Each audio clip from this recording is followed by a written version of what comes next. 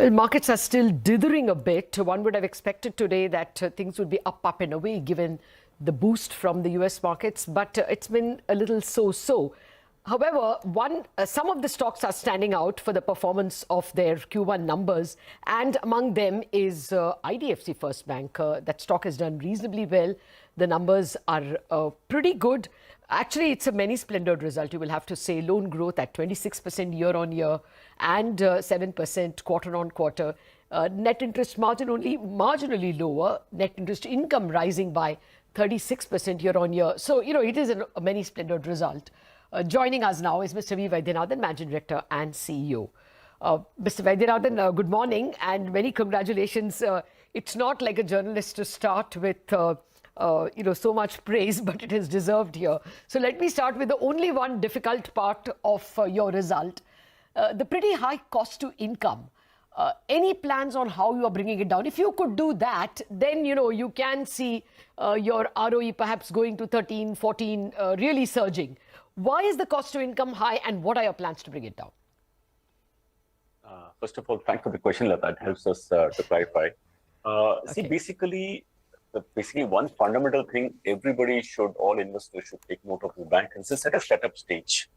So whether we're building the mobile banking application, setting up the branches, setting up ATMs, putting out new products like gold loans or education loans, everything has set up costs.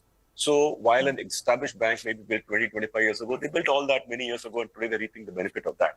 So this is the fundamental reason why cost income ratio of the bank is high. But let me tell you, directionally, it has already come down from 95 to 72. It will come down. We should, we should be patient with us. Okay. No, of course, which also explains why your OPEX is high, growing 37%. Well, OPEX has grown for all banks, I think, because a lot of expenses to incur, I think for the system as a whole, because of technology and all that. But I think specifically for us, it's still a setup stage. Remember, our deposits are growing by 45%. How is it growing? We've got to put something out there in terms of branches, network, etc. So, and we need that money because we have to repay high cost borrowing, which is costing us 9%. That's the point. Okay, then that brings me logically to the next question on margins. Just an 8 basis point fall in margins is actually very creditable because we are already in a rising interest rate and rising interest cost scenario. Do you think you can hold it here or will it slip more for precisely the reasons you're saying? See, we have one advantage, Lata, that our repo-linked loan book is only 24% of the book.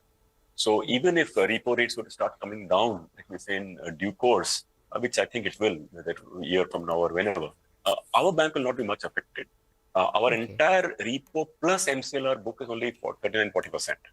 So we have some automatic cushions built into it. The second cushion that is built for our bank, which is rather unique for our bank, considering the situation, is that we have that 17,000 crores of money which we are paying. We're paying 5,000-6,000 crores every year. So that is giving us a lift. Otherwise margins should come down for the reasons we know. So they have a bit of a countervailing effect in each other. Okay. What is your expectation in terms of asset quality? It certainly improved, but we get this repeated sounds of alarm from unsecured credit. Some of the banks are already showing a bit of a disturbance, banks and NBFCs more. Do you think you'll be able to manage with even lower credit costs and even lower GNPA? See, as you know, in credit, the asset test is end of the day how much the credit cost, basically the provisions. Now that number is really very low for us, I think. And our gross NPA is only 1.53%. Our net NPA is only 4 or 0.45. So this is very low and credit cost also low. Now but the question is a fair question, and I use this opportunity to explain to all the viewers how a bank is managing such low NPA lending in our retail segments. There's only one and main reason for it. We lend to cash flow. It's very important, Lata. It's not against anything else. It's against cash flow. So imagine you saw a bank account and you saw money in the bank, say ₹1 lakh. Then we give an EMI of only 50,000 rupees. And naturally, EMI will clear. So we are very good in assessing cash flows. And that we believe is a bigger security. And frankly, we use that whether for secured loan, unsecured loan. This is the philosophy we follow. That's why for like 13, 14 years, our NPA is always so low. Okay. Well, actually, you should tell us the secret of your deposit growth as well. It's a fairly strong deposit growth for a bank that does not have so much by way of margins. What would be what's working so well for you? See, as you know, we dropped our interest rates by 300 basis points, not like small amount, like 7% to 4%. Exactly. And in spite of even it, now these we pay kinds only of 4%. margins. Yeah. In fact, that helped the margins, of course. But then up to 10 lakhs, we are paying only 4% today, which is not very much premium over the big banks. But still, deposit going by 44. I think when we assess this situation, there are two reasons we think about it. We are really crazy about customer service. We tell our people day in and day out, service is everything for us, and so on. Things rarely upset me, but only service will upset me if I find something going wrong in the bank. Okay. So that's one. Two is that one key inflection point in every bank's life. It happens when we pivot to becoming a brand, a good brand. That pivoting is happening for us. It's a very important thing. You see, think of a bank like ICICI Bank, HDFC Bank. They're phenomenal brands. But someday they pivoted to becoming a big brand. I think we are in that kind of inflection moment. Okay. Yeah, I mean, I would agree with that. What I meant was not margins. The fact that, you have to work harder for deposits would mean you have to pay more than others. No, we don't have to. We are settled. We have no intention to raise interest rates from here on. Still, we are confident of raise. We feel, I can't use the word confidence with any amount of, I should be careful with that. But let me say we are comfortable to guide that our quarter-on-quarter deposits will continue to grow from here on, at least for the foreseeable future, maybe 4 quarters, 6 quarters. But with such a strong growth of... Sorry, go ahead. It's very strong. Wherever we open a branch, for example, any city, for us, frankly, deposit for us for the taking. Because we just have, maybe 800 branches. If we put 100 more, wherever we go, like a gush of oxygen, deposits come to our bank. There's something very powerful about a brand, Lata. I think people have not, experienced it yet or discovered it yet. Okay, that's very good to hear. Extremely good to hear. Would you, if with such a strong growth of both deposits and advances, you will have to raise capital sometime soon? I mean, it's very good now, but still the growth is very strong. No, definitely. I think by end of this year, we plan to raise 3,000 crores. So our capital adequacy is touching 17% already. We still raise 3,000 crores by end of this year. Would you ever look at inorganic opportunities? I mean, there are still a lot of southern banks which are, well, not quite proprietor-led, but by a few communities. Would you look at inorganic expansion, even NBFCs? Well, we are a commercial entity and we should be on the lookout all the time. There are, if you notice, the key thing for the bank to address is actually cost-income ratio.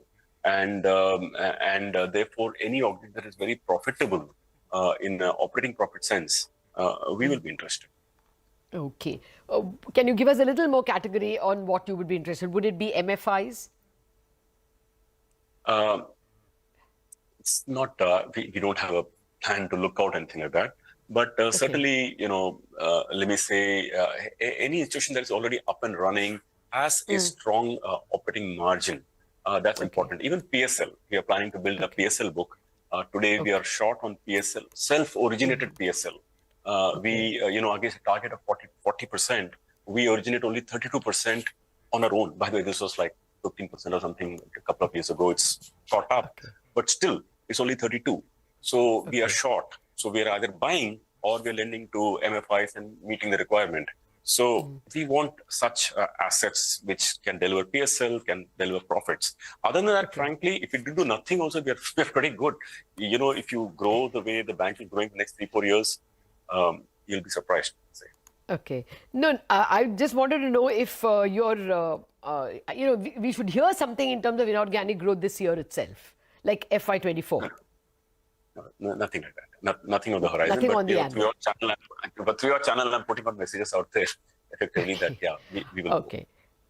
All right. Let's get some numbers. I heard in your conference call, you all are expecting about a 25% advances growth. What are you guiding in terms of margins?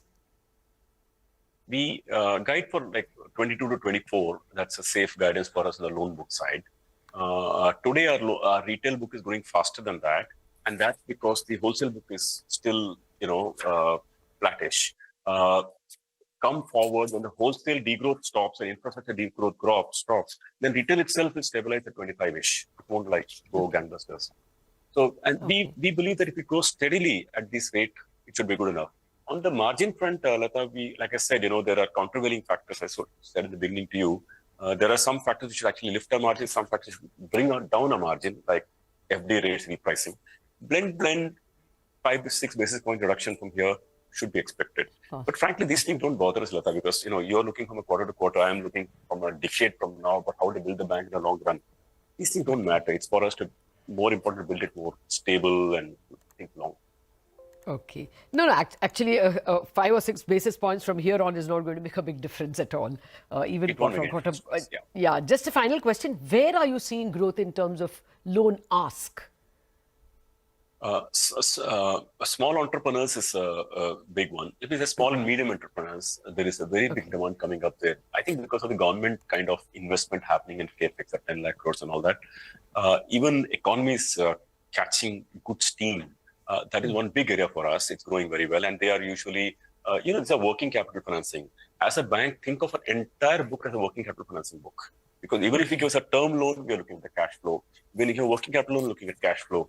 So whether it's retail, wholesale, small entrepreneurs, large enterprises, we are in that space, and that is really growing well. No doubt about it. Good to hear that, because that's what the stock market seems to be telling us today. It's the mid caps that are small caps and mid caps that are doing very well. And we are seeing it live. We are seeing it live in a day-to-day life. We are finding strong demand coming from there. Strong demand, and rural India is totally underserved today. Totally, I can tell you. I don't know. India has been banking for 70 years, but the more I see rural India, more I'm surprised. There's no credit there. So just go there and. So there's space for everyone. Fantastically. Yeah. Our SMA, Lata, is only 0.85. Think about it. Just forget NPA. SMA is 0.85. So these customers, rural India people, pay very well, actually. Okay. That's very good to hear, sir. Pleasure speaking with you. Thank you very much for spending time for us, Mr. Vaidyanathan, and all the very best. Thank you, Lata, for your support. We have to wrap up on Bazaar on that note. Chartbusters up next.